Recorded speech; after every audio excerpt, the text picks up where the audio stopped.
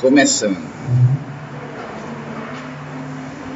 Última aula a gente terminou aspectos climáticos, né? Isso quer dizer que hoje é dia a gente começar a falar de aspectos sociopresenciais. Podem lidar com aspectos sociais ou com aspectos copresenciais.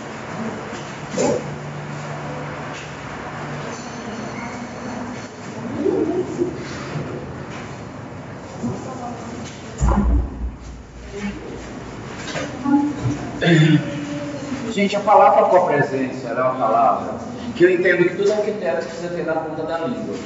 Infelizmente, nem toda faculdade detalha o assunto copresença, e nem toda disciplina e todo professor detalha da maneira que a gente vai estudar.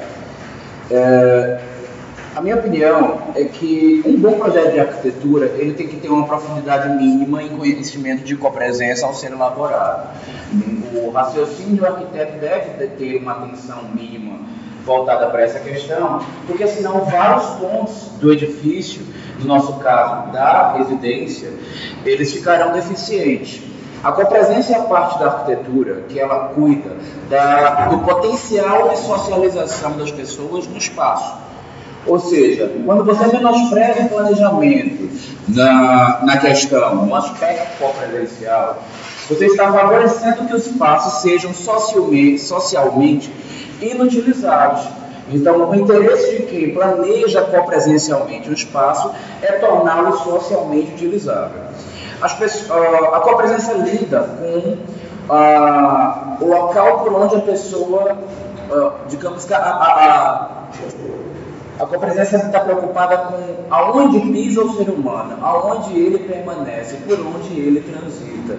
Porque essas são as questões que têm a ver diretamente com estar ou não socialmente utilizado. Aí a gente dá a nossa referência nesse caso aqui é ao espaço, que é o alvo do nosso planejamento. Quando a gente entende, então, ela dessa maneira, para que a gente consiga organizar os resultados, nós vamos subdividir os aspectos sociais e copresenciais em mais alguns subaspectos. E eles serão na apresentação cobrados separadamente, gente. Então, por favor, no dia da apresentação, não façam um bolão que fala geralzão sobre copresença, porque eu vou querer saber se você sabe a diferença entre cada um desses itens. E se você sabe como aplicar isso no seu projeto. Se você não demonstrar na apresentação que você, em separado, aplicou, porque na prática, nenhum dos itens que a gente está estudando acontece em separado. O planejamento da forma que você muda, mexe lá no climático, mexe no funcional, mexe na estética, mexe no copresencial. Imagine os itens e subaspectos de um mesmo aspecto que a gente está estudando. Eles todos interagem entre si, a copresença interage de maneira, inclusive, muito intensa. Mas você precisa saber exatamente qual peça do quebra-cabeça você mexeu para atingir um bom desempenho em cada um desses aspectos. É importante também para vocês saberem com relação à prova, quando eu falo de alto desempenho ou baixo desempenho, eu estou perguntando se você propiciou uma qualidade arquitetônica superior ou inferior, ou seja, você mediu qual é o resultado da boa arquitetura segundo o aspecto cuja pergunta estará sendo feita no dia da prova, tá? A mesma coisa me interessa no dia da apresentação. Eu preciso saber em que o seu edifício tem um bom desempenho, um baixo desempenho, e você precisa explicar baseado nos conceitos de cada um desses subaspectos, ok? É somente por uma questão acadêmica. Na prática, ninguém separa coisas assim, desse jeitinho que a gente está fazendo. Porém, também não vejo problema nenhum que numa apresentação de vocês como profissionais que as coisas sejam tão categorizadas, porque isso afere valor na organização dos dados e nos objetivos. Então, vamos entender cada um dos subaspectos. Primeira coisa que a gente vai estudar, constitutividade. Gente, este item de constitutividade, ele está diretamente relacionado a acessos. Cuidado, acesso não é acessibilidade. Estou frisando isso, dando bastante ênfase, porque no dia da prova vocês ficam relacionando constitutividade com acessibilidade, que não tem nada a ver. O termo acessibilidade, ele tem a ver, que a gente até vai lidar com ele sim, que é outra coisa que não é diretamente ligada à conjuntividade, tá? Mas, já. Deixa eu primeiro explicar então o que é conjuntividade. Gente, a conjuntividade é a probabilidade que um ambiente tem de ser sociável a partir da quantidade de acessos pura e simplesmente. Isso quer dizer que um ambiente que tem uma porta, ele tem um nível X de copresença.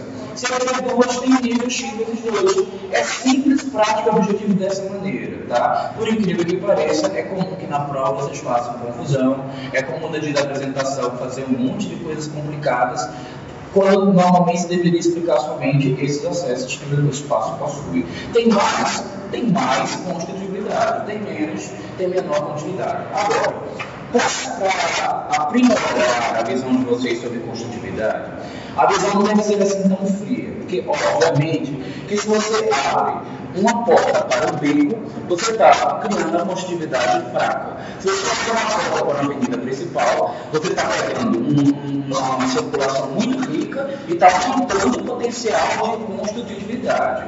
Vocês estão entendendo bem isso, gente? Isso será cobrado bastante de vocês, tá? Como copresença é o item que normalmente na prova dá notas mais baixas e na apresentação dá apresentações mais confusas, ele é o que eu cobro muito. Então, espero que vocês anotem bastante, se concentrem bastante em entender cada um desses itens, porque ele é um assunto que nenhuma outra disciplina vocês vão estudar. Tá? Nessa faculdade aqui ela não tem uma metodologia morfológica, eles não fazem análise sintática, então a minha disciplina é a única que analisa dessa maneira. Então é interessante concentrar para que vocês tenham esse aprendizado diferenciado. Sim, mas a conjuntividade sozinha, ela não garante um alto nível de socialização. Aliás, nenhum dos itens que nós estamos estudando neste momento. Todos eles dependem da correlação entre os outros fatores. Então vamos estudar mais alguns. Outro que a gente pode estudar, a convexidade. A convexidade, gente, ela está diretamente relacionada com a percepção de fechamento sensorial. Só que o fechamento sensorial ele precisa estar percebido não somente no sentido de você estar contido no espaço. A tendência e a tendência a agregar socialmente pela justa posição dos integrantes, das pessoas que estão participando socialmente do espaço, também faz diferença no quesito convexidade. Resumindo, gente, convexidade é quando o espaço ele é sentido como fechado. Você tem valor suficiente para se sentir protegido por ele. E você está também sendo induzido a ficar frente a frente com as pessoas com as quais você precisa ou quer socializar. Quando um espaço ele não tem fechamento total, vou dar um exemplo, um espaço muito recortado por portas, demais, tá? Você não tem a percepção de que você está contido nele. Uma praça que não tem prédio ao seu redor, só tem árvores. Associado à capacidade, então? Não. Porque um espaço que tem... sim, pode ser sim. Pode ser, mas não é bem isso não, tá? Porque veja só, pode ser que um espaço ele tenha 10 portas. 10 é muito, isso falando de copresença. Mas não tem 1 quilômetro de parede. Então, no iniciozinho da composição dele tem as 10 portas, que não diminui nada do fechamento sensorial do espaço, e a quilômetro de parede que está absolutamente fechado na percepção das pessoas. Então, não dá para associar diretamente não, viu, João Pedro? Convexidade não significa necessariamente reduzir privacidade ou aumentar a privacidade, a não ser que o espaço seja tão reduzido que ao acrescentar essas conectividades, esses acessos, você reduza o fechamento dele. Mas normalmente essa ligação não é direta, tá? Sim, eu estava falando ainda da convexidade. Estava falando da praça. Então, as praças às vezes não são tão bem abastecidas de pessoas, ou elas não querem permanecer no espaço, só transitam, dentre outras coisas, às vezes, porque não tem um bom fechamento. Tem somente árvores. A árvore dá a sensação de convexidade? Dá. Só que a convexidade de um volume sólido, que vai até o chão, é diferente de um tronco fino que tem fechamento somente em cima e mesmo assim é rarefeito e vazado, como é a copa normalmente de uma árvore. Então a gente precisa enfatizar normalmente a sensorialidade através a convexidade, através de valores sólidos, tá? De paredes fixas. Deu para entender, gente? Só para ficar mais claro, deixa eu dar alguns exemplos mais claros, alguns exemplos práticos. Eu comecei falando de construtividade. Vocês já pararam para perceber que um shopping nunca tem uma única porta? Não é à toa. O arquiteto de shopping projeta shopping com uma tonelada de portas, porque ele quer que o ambiente tenha muita copresença. Porque se o shopping não tiver muita copresença, o shopping vai falir. A praça precisa ter vários acessos vindos de ruas e avenidas diferentes, se você quiser que ela seja um espaço socialmente utilizável. Porque tem praça que a gente projeta para não ser sociável, tá? Tem gente que projeta um espaço que é que ele seja só de transição, então você vai reduzindo os elementos com a presença dele, até que ele existia somente um elemento de passeio. Você passa por ele, nunca vai parar nele. Às vezes é essa a intenção, tá? Então é interessante a gente não proporcionar isso. Tem, por exemplo, empresas onde ela quer que as pessoas transitem e estejam por ali, mas não quer que ela permaneça naquele espaço. Então ela vai tirando os elementos com a presença que fazem a pessoa permanecer. Por quê? Por causa da rotatividade. Eu fui contratado para projetar uma empresa. Isso aqui eu tinha que analisar com muito critério, com muita minúcia. E o dono desse restaurante falou para mim assim: eu não quero que as pessoas se sintam confortáveis no restaurante demais. Eu falei: cara, mas você é doido, por que você não quer isso? Eu não entendi por que é isso, porque todo espaço que você projeta subentende-se que quer proporcionar conforto. Mas ele fala: não, é conforto para uma determinada situação, um determinado tempo, enquanto ele puder passar 5 a 10 minutos dentro da minha empresa. Depois desse tempo, eu quero que eles ocupem o espaço para que outros comprem, consumam, saiam dele de novo e o ciclo se renova. Foi uma questão extremamente mercantil que ele queria, né? Ele queria vender rápido, consumir rápido e a pessoa ir embora rápido.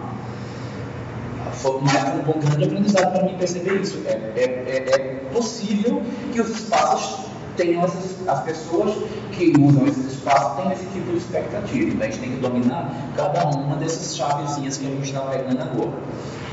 Com relação à convexidade, vocês vão perceber também que as pessoas ficam no shopping porque elas se sentem protegidas, porque há uma sensação de fechamento muito grande. Isso é com certeza um fator determinante da permanência das pessoas. Ficou claro, gente? Então vamos para o próximo subaspecto, a axialidade. A axialidade está diretamente relacionada com eixo de circulação. Gente, nesse sentido, a axialidade acho que é o que é mais difícil de vocês entenderem. Porque a axialidade ela não está contida no espaço, não. A axialidade sempre é uma tendência à circulação de pessoas ou de veículos por conta de outros itens copresenciais que alimentam a circulação. Então, justamente por isso, a axialidade nunca está dentro de um espaço, ela está adjacente a algum tipo de espaço. E você, arquiteto inteligente, quando percebe que é uma tendência maior a uma axialidade, você coloca os elementos mais sociais, mais públicos, menos privados, sempre na tendência de início dessa axialidade. Então, por exemplo, numa residência, o acesso principal, gente, costuma ser o ponto de partida de todas as axialidades principais. Tudo que vai correr em circulação dentro de uma casa começa na porta principal de acesso. Aí a axialidade é o mais forte possível, porque as pessoas vêm da rua, chegam de carro, vêm da garagem, aí chegam no hall de entrada e vão dali buscar os caminhos. À medida que você vai entrando na casa, aqueles caminhos eles vão ficando rarefeitos, as pessoas vão se distribuindo, até que fica mais fácil a circulação lá no finalzinho. Nesse sentido, tudo que é mais privado, que é mais particular, vai ficar lá no finalzinho, onde a axialidade se esvai. Então, os inícios das circulações são axialidades fortes. O fim dos eixos de circulação é onde a axialidade está fraca. Outra coisa também, se você tem uma rua, nessa rua tem muitas constitutividades. Todo mundo captou direto que é falar que na rua tem muita constitutividade. Quer dizer que muitos prédios públicos, ou muitas residências, ou muitos prédios, voltam as suas entradas e saídas para essa avenida. Ok? Isso quer dizer que aquela rua tem muita constitutividade, consequentemente vai ter uma acessibilidade forte para onde tem aquelas portas. Já se você pega um trecho que há uma circulação razoável e você retira as portas viradas para essa avenida, a tendência natural é que a acessibilidade se reduza e ela ficando fraquinha, fraquinha, fraquinha. É por esse motivo que a gente de vez em quando vê ruas que são perigosas. Toda rua que tem uma copresença baixa, ela é indício de perigo. Porque é nesses locais onde vai ocorrer vandalismo, onde vai ocorrer a presença de maus elementos, né? Porque é mais fácil você abordar as presas nas trajes, porque você está sozinho lá, a pessoa também está, não tem ninguém para socorrê-la. Normalmente nos ambientes com maior copresença, a gente tem áreas mais seguras, porque tem muitas pessoas para presenciar um delito. Então a gente vai ter esse tipo aí de relação com a copresença na questão da segurança também. Na residência, isso não necessariamente quer dizer segurança, tá? Mas tem relação com privacidade. Foi só para ilustrar que eu coloquei o exemplo da rua. Deu para entender, gente, a questão da facilidade? No dia que vocês estiverem explicando copresença nos projetos de vocês, se faz interessante, por exemplo, dizer que as partes sociais tomaram cuidado de fazer muita constitutividade, que nos locais muito sociais, como área de lazer, como sala de estar, sala de jantar, vocês deixaram espaço com muita sensação de convexidade. Aí você fala, mas não é só botar as 4 paredes e pronto? Não. Porque se você começar a fazer portas muito grandes, uma quantidade gigantesca, chega uma hora que não tem fechamento.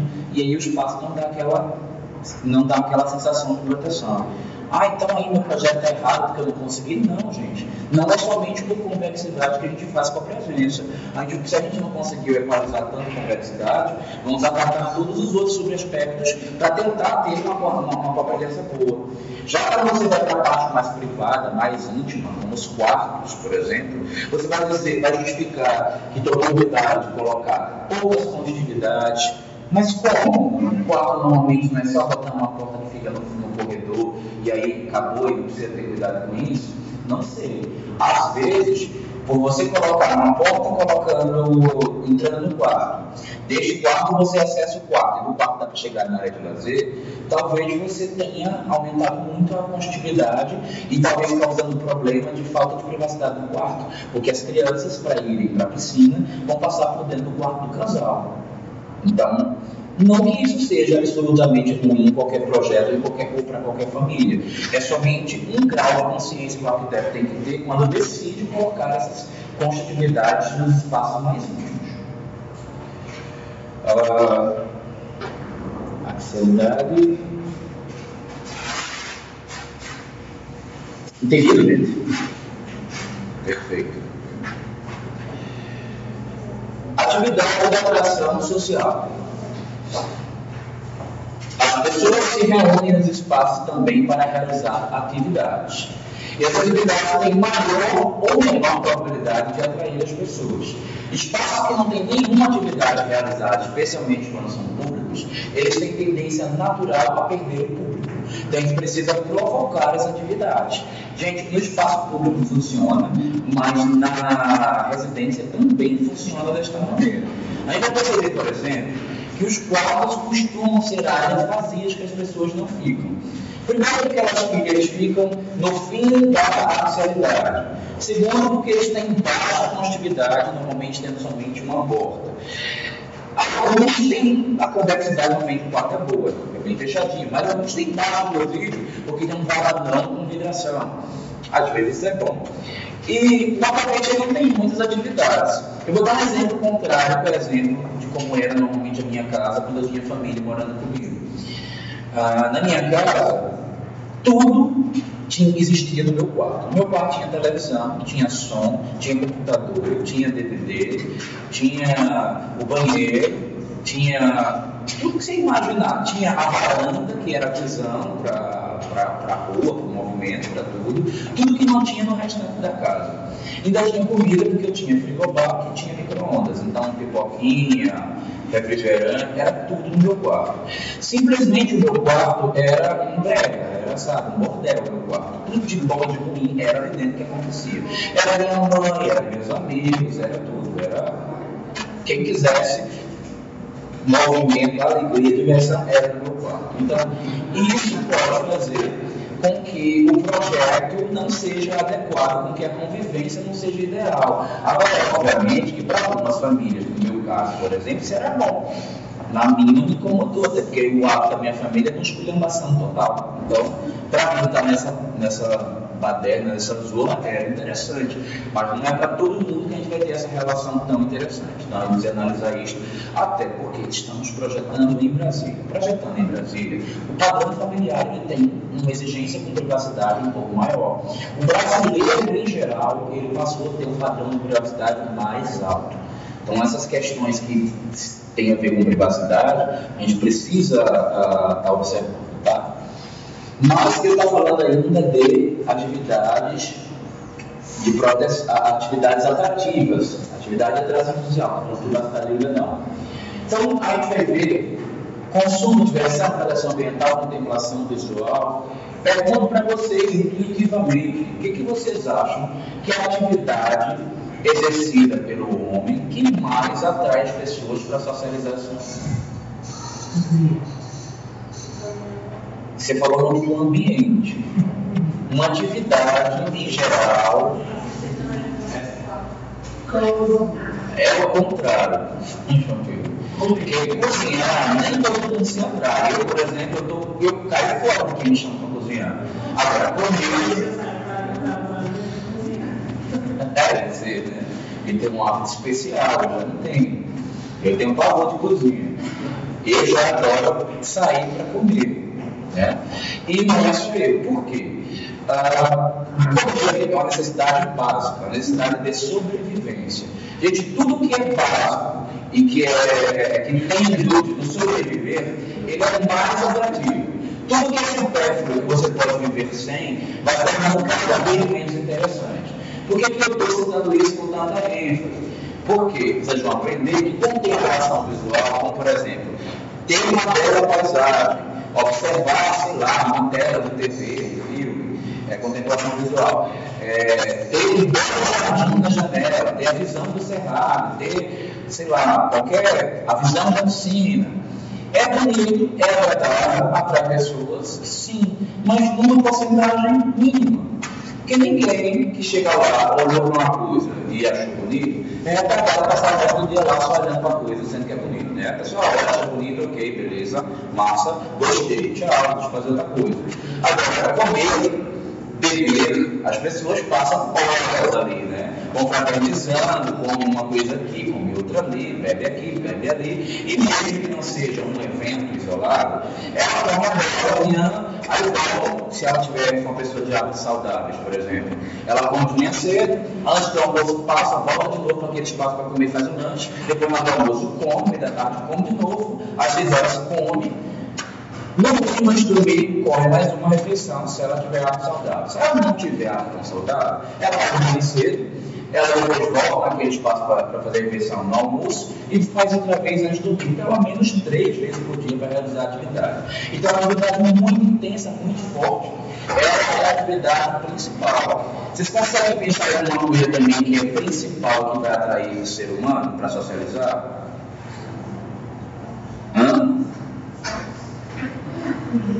Não fala alto aí, você está. Eu vivo muito bem sem jogo, não preciso de jogo para nada.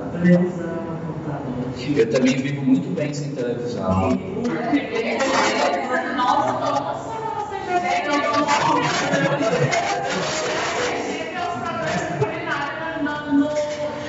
precisa, moça, porque o cara precisa você vai falar mesmo rápido, você vê celular na televisão, você entra na internet, você joga, você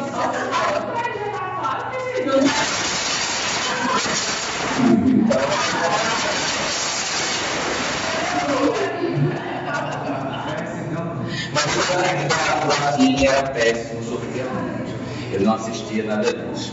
Mas enfim, o que eu estou querendo dizer? Eu já sei mais nada total, me perdi. Bom, eu estou querendo dizer que tem coisas que são básicas que também atraem muitos seres humanos. Vamos para o shopping. O que mais atrai a pessoa que está sempre cheia de gente no shopping? A alimentação, que é básico, comer é básico. O que é extremamente básico também que atrai muitas pessoas no shopping?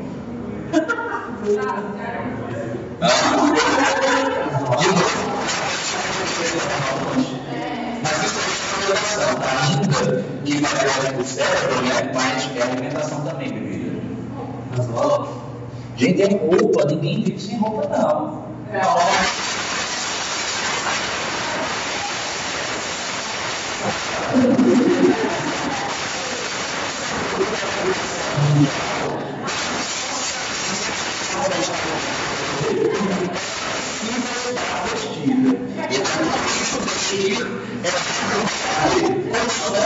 Muito forte. Gente, todas as coisas de consumo, elas têm poder de atração social alta.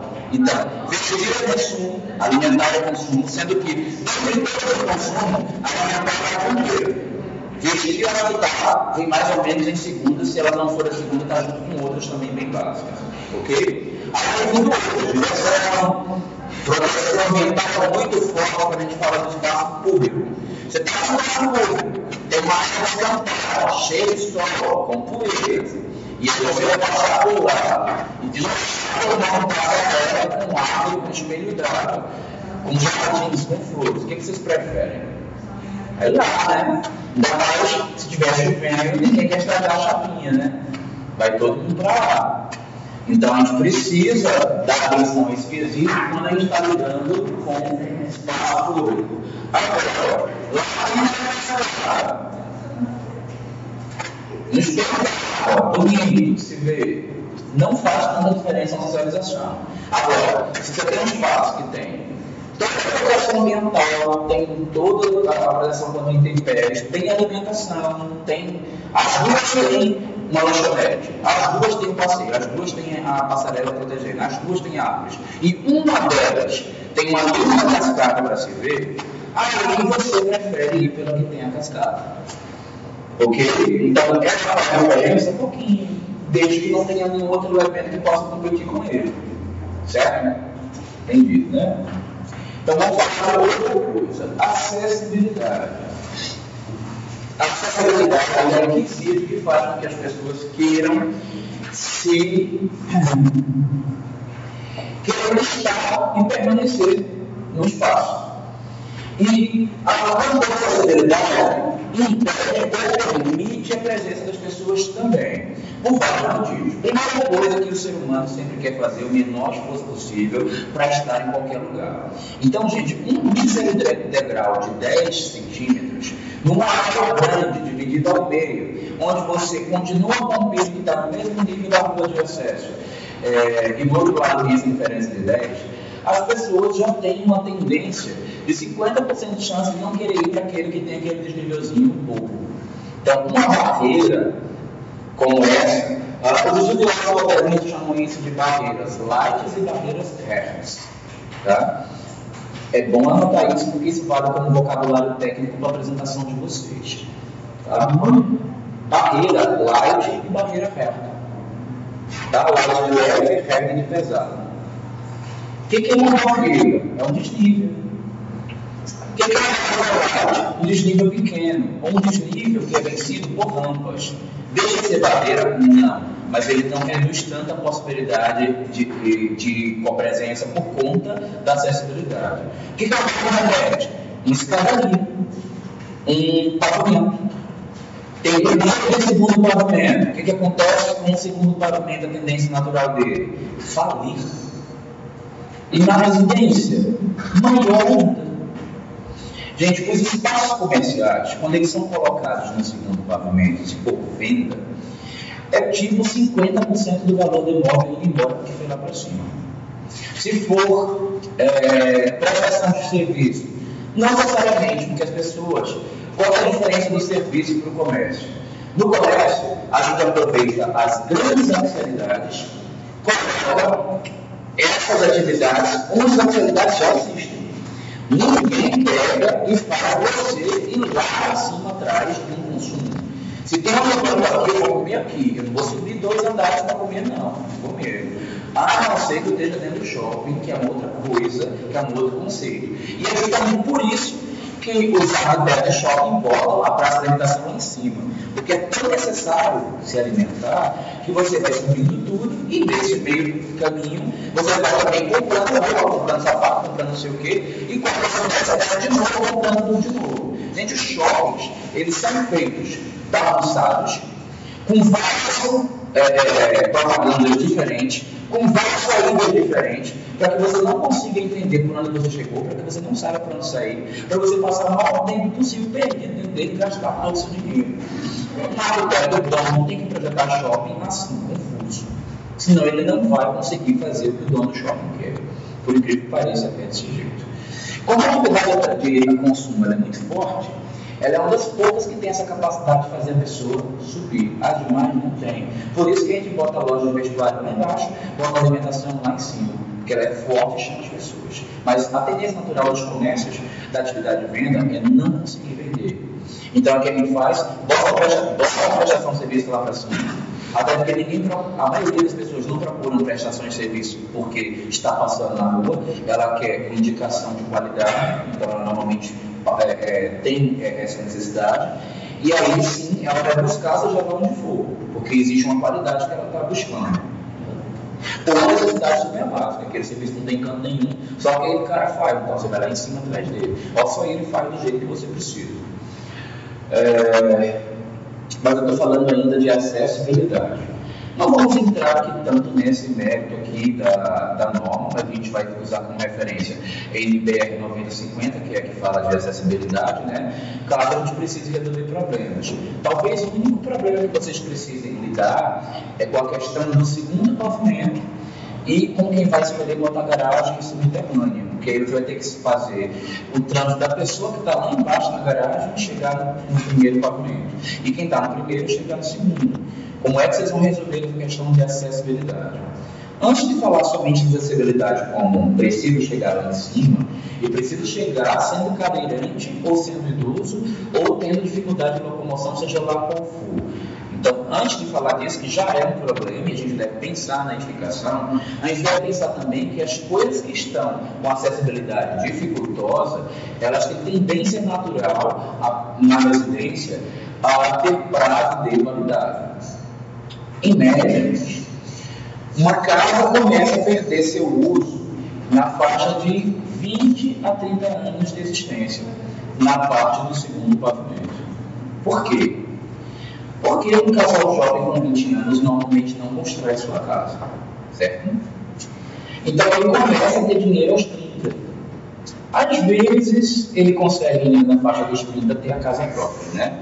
Quem já foi filho, neto de classe média, papai pagou tudo, ajudou com a mudança, ajudou com a construção, né? Mas só que a realidade brasileira é que a maioria do papai está mais quebrado que você, né?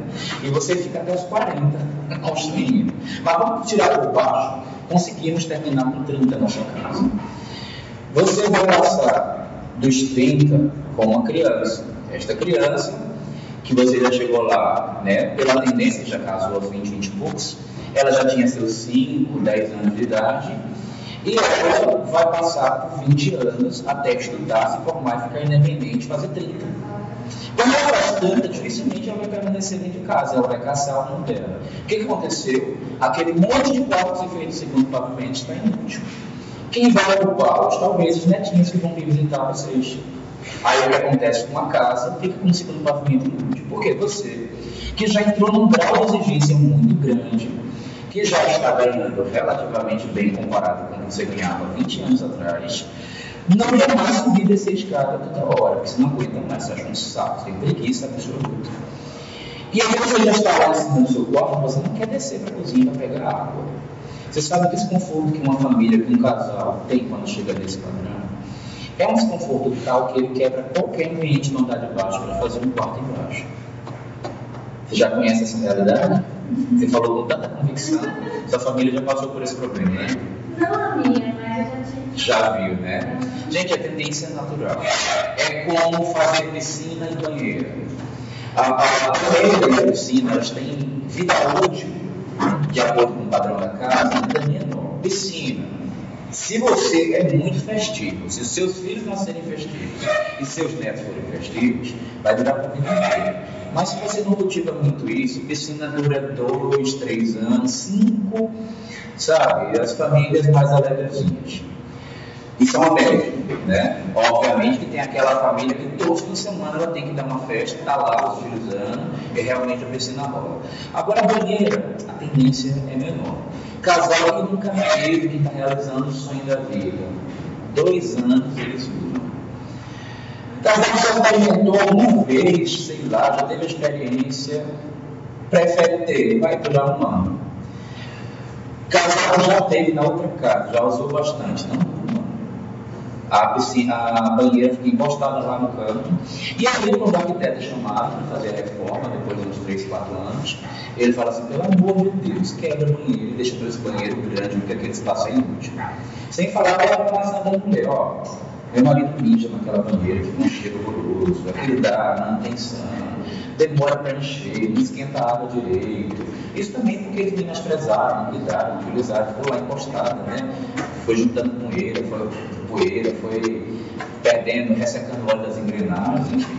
Bom, fiz uma caricatura só para ficar claro, assim, algumas tendências, alguns atos relacionados com essas questões aí. Mas estou falando de acessibilidade. E por que eu estou chamando a atenção de vocês, gente? Porque vocês pensando na vida útil da casa, ao projetar uma casa com 2 pavimentos, tenham o cuidado de pensar na edificação como, especialmente no residencial, como algo que precisa ser acessível agora ou daqui a 20 anos. É comum que um arquiteto preveja que pelo menos um quarto, nem que seja da visita, esteja no pavimento de baixo. Sabe por quê? Um dia ele vai ser o quarto com a suíte master. E sugiro que não seja um quartinho qualquer, fraquinho, pequenininho, só para visita, não. Porque a chance dele virar o quarto do casal no futuro é de altíssima para quase absoluta. Então pensa bem nessa questão aí. Foi por isso que alguns me fizeram algumas perguntas sobre quarto, sobre o segundo pavimento, quando estava iniciando a disciplina. Eu falei: espera chegar em copresença. Teve alguma coisa que eu chamei atenção? Quando chegar em copresença, me fala lá que você vai mexer nisso daí. Teve algum de vocês que eu toquei assim? Foi o quê? Vocês lembram? O que você fez aí, João Pedro? Você falou isso aí? Não, falei que não. Não? Ah, tá. No meu salário, fazer só vocês falar.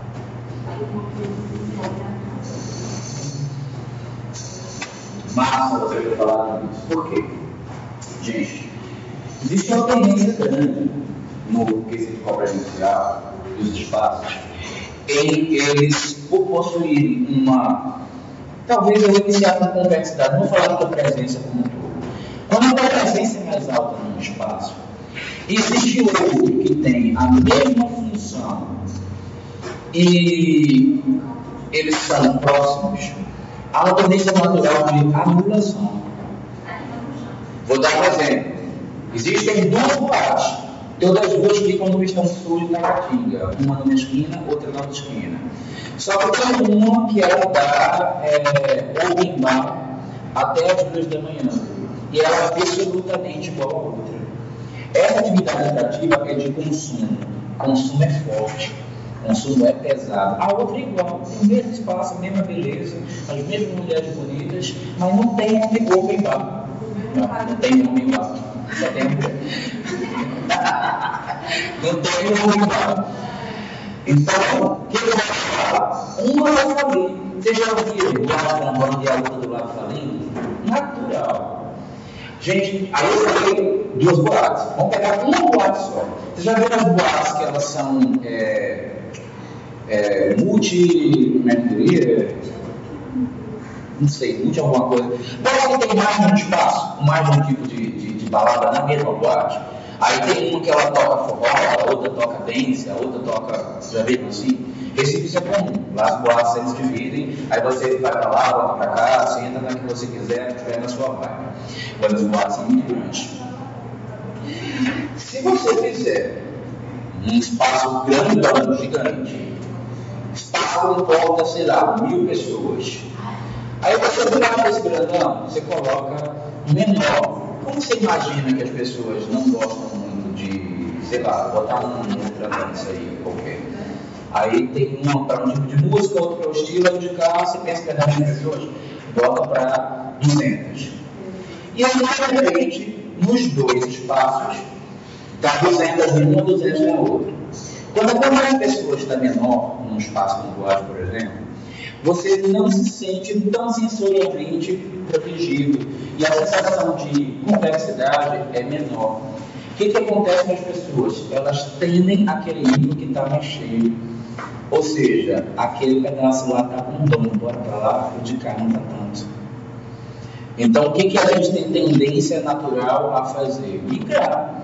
E o que acontece com o espaço que está vazio? Não está bombando, careta, um saco, não vou. Imagina que eu vou para uma boate vazia. Minha chance de beijar diminui um pouco.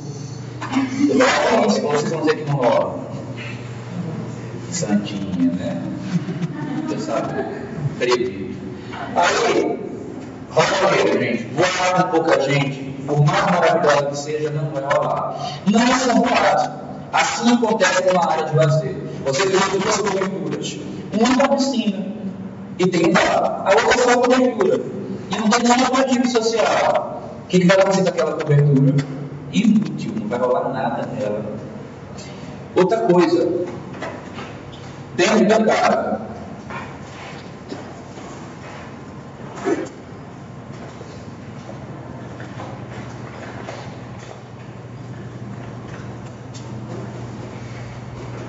pequeno apartamento, espaço andar. Aqui no jantar eu botei TV,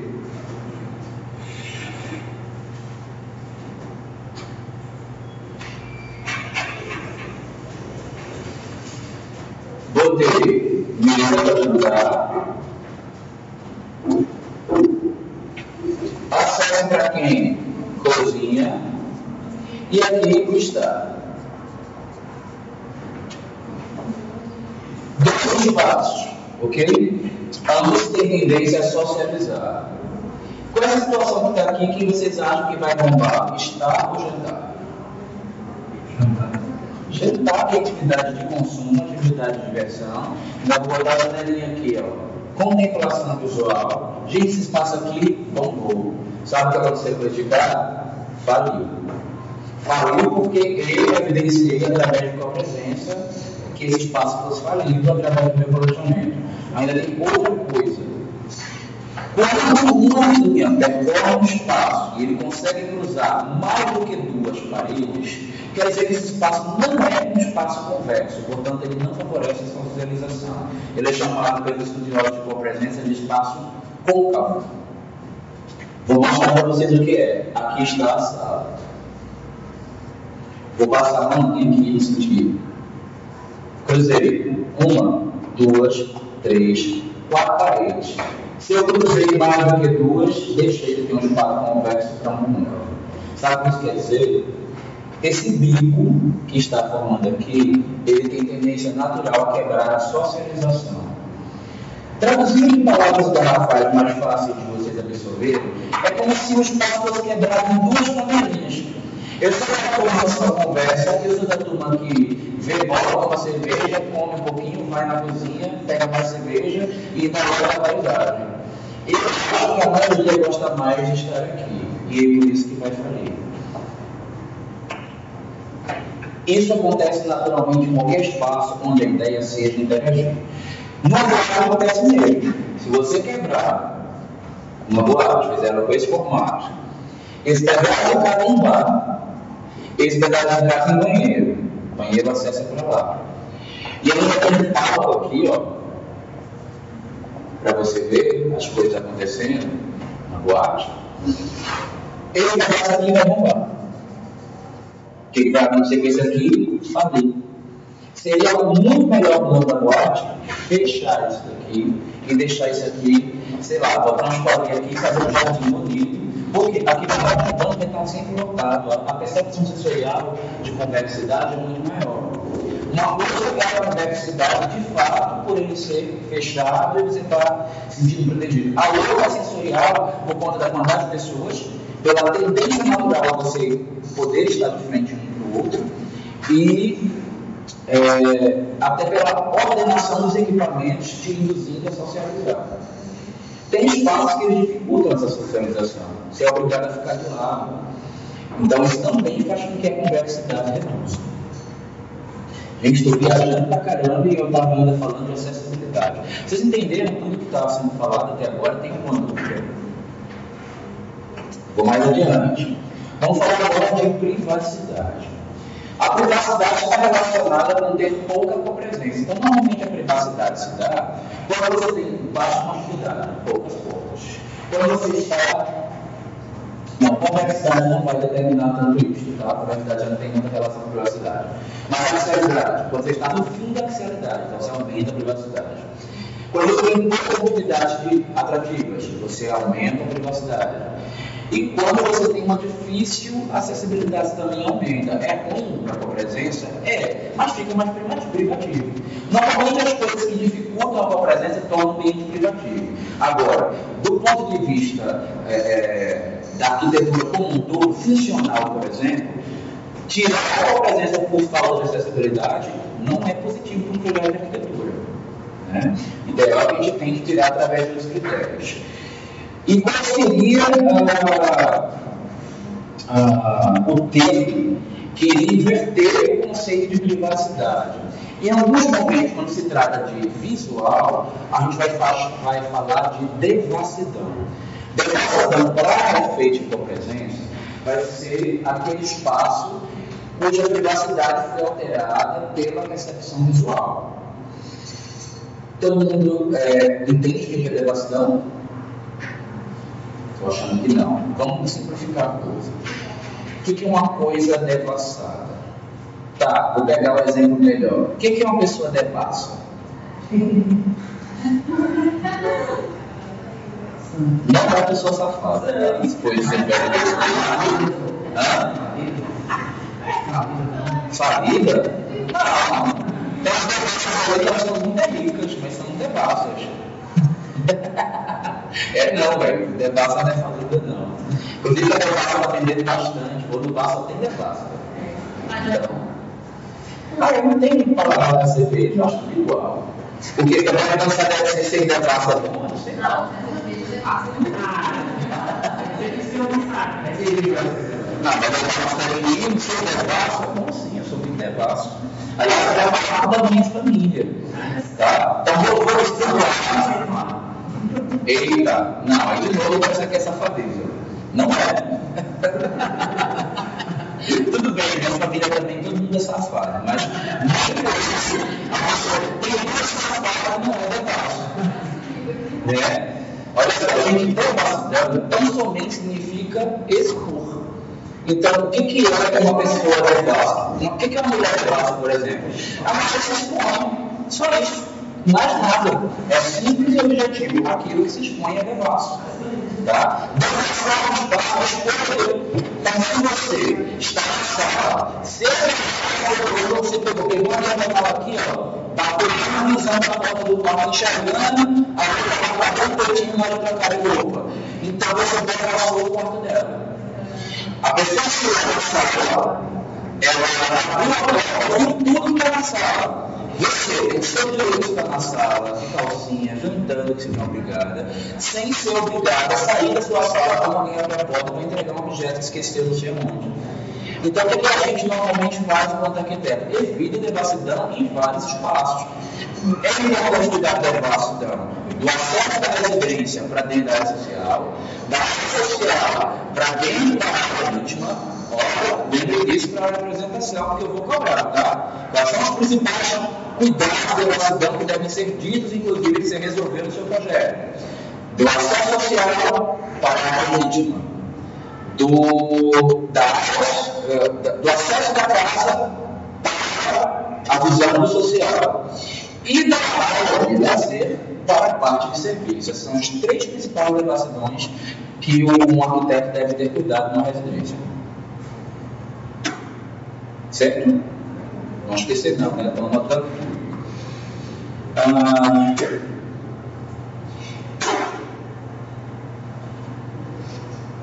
Integrar, gente, é termo técnico, tá? Para vocês. Está citado como item somente para que vocês lembrem-se disso. Normalmente, tudo que está muito integrado é mais público, tem menos privacidade, tem mais copresença. E, normalmente, ele tem mais continuidade, mais convexidade, mais axialidade, mais atividades atrativas e mais acessibilidade. Tudo que está segregado está isolado da malha social, está distante, ou está fechado por alguma barreira, ou não tem atividade nenhuma. Tá? Quem está segregado é por fora da socialização, foi excluído da socialização por algum motivo, dentre todos que a gente estudou agora há pouco relacionados com convergência. Normalmente a gente fala que uma área de cidade está segregada quando ela é colocada lá no finalzinho, no beco que sobrou da última avenida. Você segrega. Normalmente você diz que num ambiente, numa residência segregada, consideramos muita especialidade. Quais normalmente é importante que eles sejam segregados. Já em relação à casa, é interessante que o lazer seja segregado, por exemplo, do parentesco, para que você não tenha comunicação de ruído. Então, segregar é isolar, é afastar, é tirar do contexto. Ok? Que é o contrário de integrar. Sempre estamos falando socialmente, tá?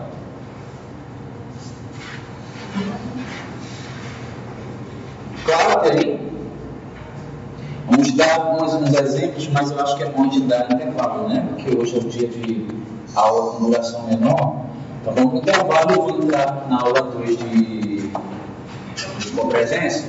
A gente vai ver exemplos práticos. Para ficar mais claro que a gente está vendo aí só o conceito.